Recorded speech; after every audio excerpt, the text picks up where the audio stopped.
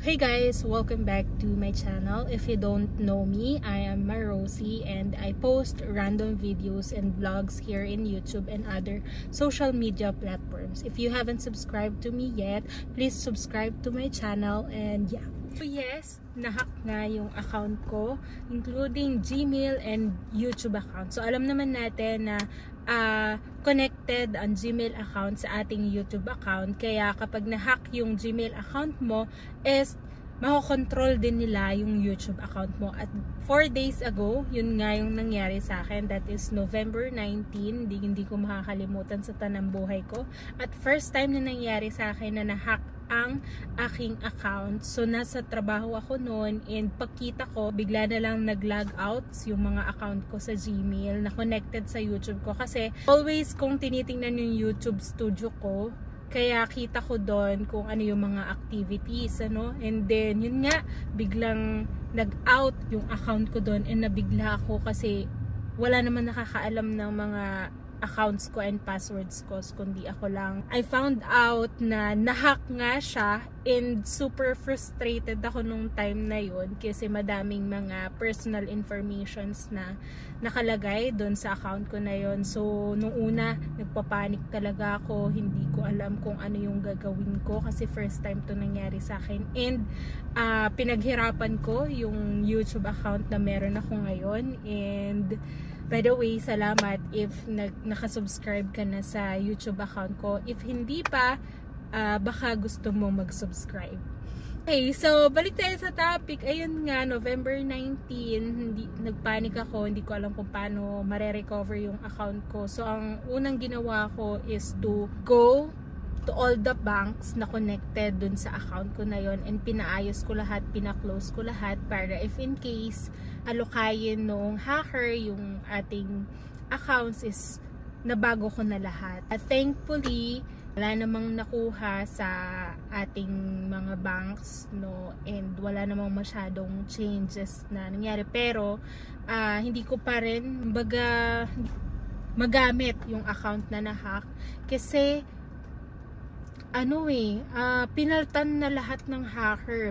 Take note, meron akong 2-step verification that time and hindi ko malaman paano nila nakuha yung information na yun. Siguro bago kasi mangyari yun, pumunta ako sa isang website para maglaro, and siguro yung website na yun is kumbaga connected sa hacker, kaya nahack niya yung desktop ko and nakuha niya yung personal information ko, which is ang kagandahan niyan, yung desktop na ginamit ko is kaka-reformat lang, so walang kahit na anong information nandun sa desktop ko. But yung account na nahack niya, may mga important details pa rin and photos ako doon. Sobrang frustrated ako nung time na yon. And nung November 19 nga, pag uwi ko ng bahay, nag-search agad ako sa YouTube kung paano mare-recover, kung ano din yung ginawa ng ibang YouTuber para mabalik at ma-recover yung account nila. And thankfully, meron ako mga videos na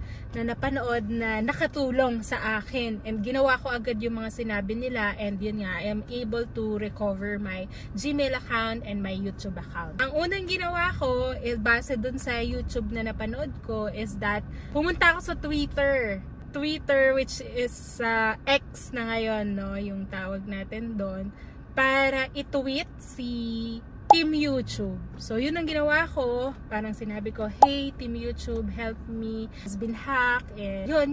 So pagka-tweet ko ng ganon, after 1 hour, nag-reply agad sila, kumbaga nag-reply sila sa tweet ko, and sobrang saya ko nung time kasi hindi ko akalain na magre-reply sila sa akin. To cut the story short, so meron kami mga DMs kung paano aayusin yung account ko, and nung time na yon,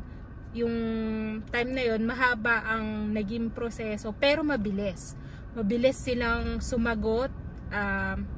Kailangan talaga patience lang para ma-recover yung account mo. Huwag ka mag-panic kasi parang along the way tutulungan ka talaga ni Team YouTube tsaka ni Team Google. So Dalawa yun eh. Una, Team YouTube. Tapos, nung talagang hindi na ma-recover ni Team YouTube yung aking account, nirefer na tayo kay Team, parang partner, Team Google YouTube, no? So, may nag-email na sa akin from Google and YouTube team na ganito yung gagawin mo, sundan mo lang to, replyan mo kami, ganyan. And, to cut the story short, yes, after 2 days na-recover yung accounts ko and very happy ako at hindi ako makapaniwala na ganun sila kabilis mag-respond sa akin, and grateful ako na kumbaga nakatulong din yung mga videos na napanood ko. Maraming salamat, and siguro ito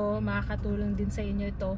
Wag naman sana pag dumating yung time na na-hack yung account nyo, ang pinaka point doon is wag kayong mag-panic, mag-search kayo kung paano ma-recover yung account, and mare-recover talaga yung account nyo kapag sinunod nyo lang yung mga steps na ibibigay nung video na pinanood nyo.